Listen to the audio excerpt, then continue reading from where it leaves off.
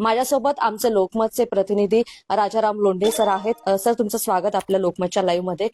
Sir, आता आपण एकंदरीत कल बघितला निवडणुकीच्या निकालाचा, तर आपल्याला दिसून येते की महायुतीमधील एक महत्वाचा पक्ष म्हणजेच शिवसेना शिंदे गट आहे, जो आपल्याला कोल्हापूर जिल्ह्यामध्ये वर्चस्व गाजवताना दिसतोय.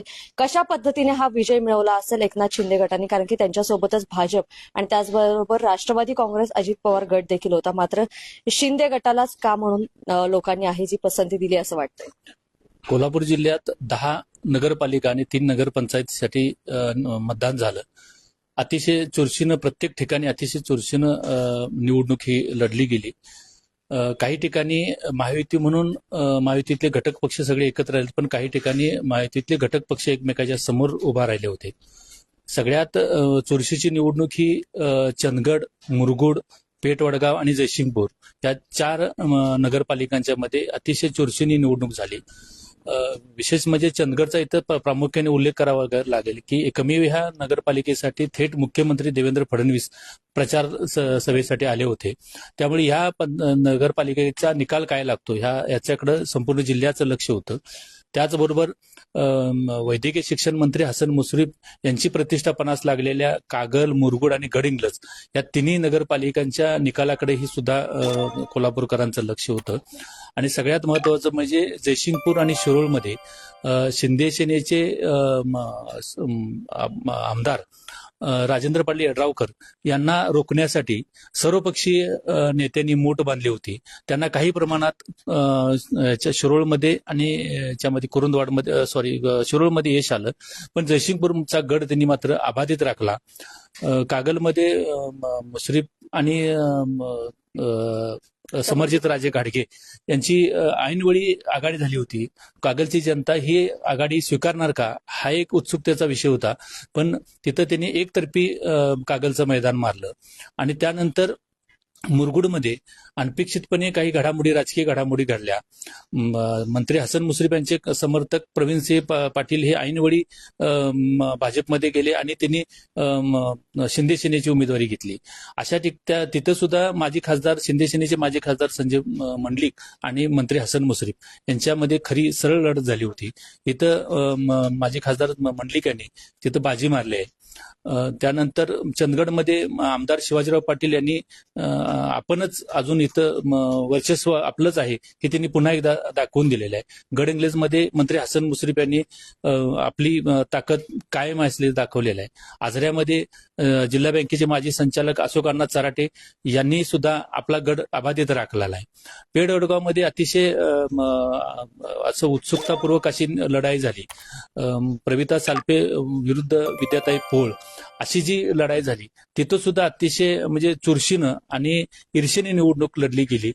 तर या निवडणुकीमध्ये विद्याताई पोळ यांनी एकतर्फी असं तिथं वर्चस्व आपलं पुन्हा प्रस्थापित केलं.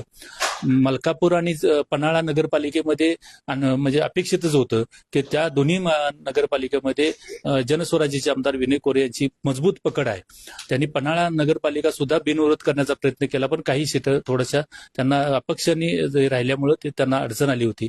पण तिथेही दोन्ही ठिकाणी अपेक्षित असा निकाल होता. बाकी कुरुंदवाड आणि होपरीमध्ये सुद्धा भाजपनं आपलं वर्चस्व कायम राखलेलं आहे.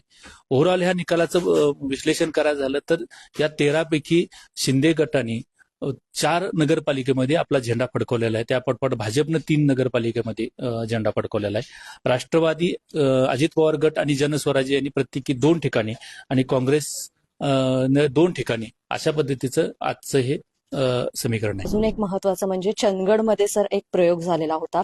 राज्यामध्ये जिथे राष्ट्रवादी काँग्रेस, अजित पवार गट आणि शरद पवार गट विरोधात आहे, कोल्हापूरमध्ये एक महत्वाची युती झाली. ते दोन्ही राष्ट्रवादी एकत्र आल्या आणि त्यामुळे या चंदगडकडे पण लक्ष होतं जिल्ह्यासह राज्याचं, कारण की दोन्ही राष्ट्रवादी एकत्र आल्यावरती नागरिक कशा पद्धतीने मतदान करतायत, राष्ट्रवादीला पसंती देत आहेत का. मात्र तिथे भाजपनेच आपला विजयाचा झेंडा रोवलेला आहे, भाजपचा विजय झालेला आहे. तिथे देखील राष्ट्रवादीने एकत्र येऊन जी आघाडी केली त्या आघाडीची जी पसंती आहे ती नागरिकांनी नाकारली. म्हणजे नागरिकांना ह्या अशा पद्धतीच्या सोयीनुसार झालेल्या आघाड्या त्यांना नकोशा वाटल्यात असं वाटतं का सर? अगदी बरोबर आहे ते. चंदगडमध्ये राष्ट्रवादी शरद पवार गटाच्या नंदाताई बाभोळकर आणि आमदार शिवाजीराव पाटील यांची आघाडी होणार होती असं अनेक दिवस चाललं होतं. त्यांच्या चर्चेच्या फेऱ्या सुरू होत्या.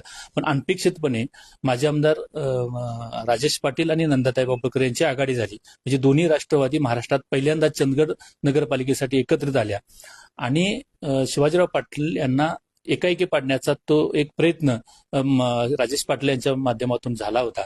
पण एक वर्षापूर्वी झालेल्या विधानसभा निवडणुकीत ही दोन एकमेकांसमोर लढले होते चंदगडमध्ये आणि त्यांनी सोयीनुसार केलेली आघाडी कदाचित मतदारांना ती रुचली नसेल, म्हणून हा तिथे एक थोडासा हे दिसतो. सर, कोल्हापुरातील महाविकास आघाडीचे नेते ज्यांच्यावरती सगळीच धुरा दिली जाते ते लोकसभेपासून विधानसभा असेल, स्थानिक स्वराज्य संस्थांच्या, ते काँग्रेसचे गटनेते सतेज पाटील.